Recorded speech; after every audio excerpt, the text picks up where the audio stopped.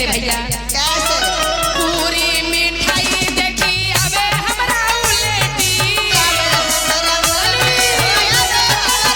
मुर्गी के अंडा रसगुल्ला बनी गेल देखा कल जोखे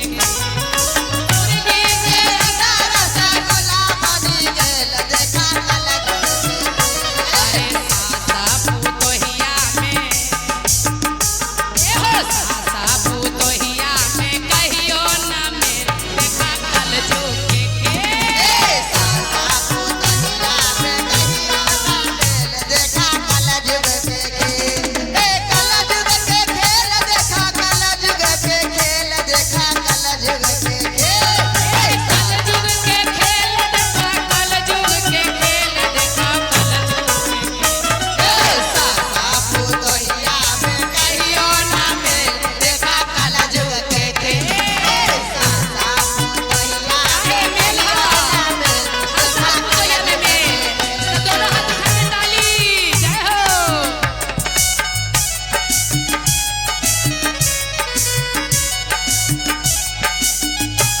भैया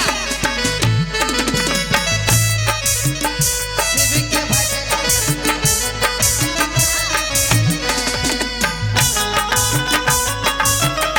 ताली दीदी सास पुतोह में मेल है तो दोनों हाथ ताली लगाइए जय हो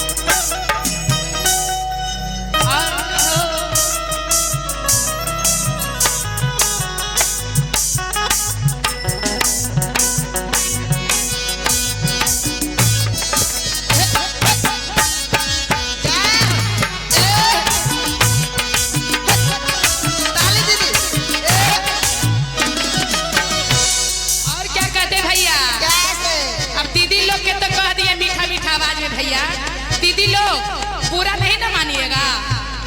अब के युग है कि सास बहू में प्रेम रखिए तब घर में धन बढ़ेगा तो आप लोग के तो हो गया अभी भैया लोग के कहना है जानते हैं भैया 1 मिनट हमारे भैया लोग कहते हैं ना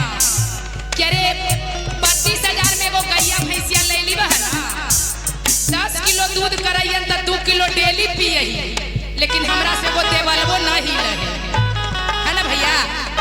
लेकिन एक पैक मारे ही ना तो हमरा से सारा दुनिया ही ले लगे इसीलिए पियकवा भैया के लिए कहना है कैसे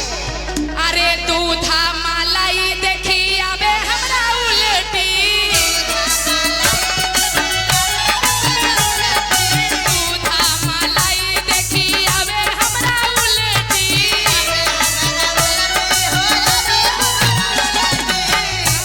अरे तरवा के तरी अमृता बनी गेल देखा कल जोखे के तरवा के तरी रसगुल्ला बनी गेल देखा कल जुग महुआ के दारू अमृता बनी गेल देखा कल जोखे के कहो चाचा के सासा पुतहिया में कहियो ना मेल देखा कल जुग के खेल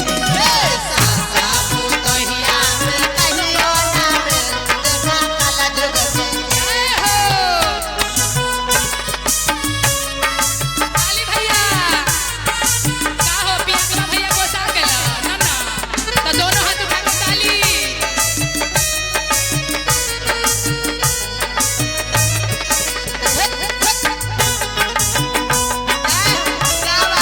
आई हो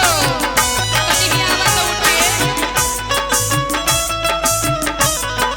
आई ना और क्या कहते भैया अरे सास ससुर खाए ला मांगे तेले पकड़ के ठेल 1 मिनट भैया हो केगो बहू हम आई बतावा ना इया देखो त तू ल जाइबा त पुतोहिया ना ल जाइतो अब के जुग यही बा कि ससुइया ल जाइए लेकिन बहुआ ना ल जाइते तब कहना का है बूढ़ा बूढ़ी खाए ला मांगे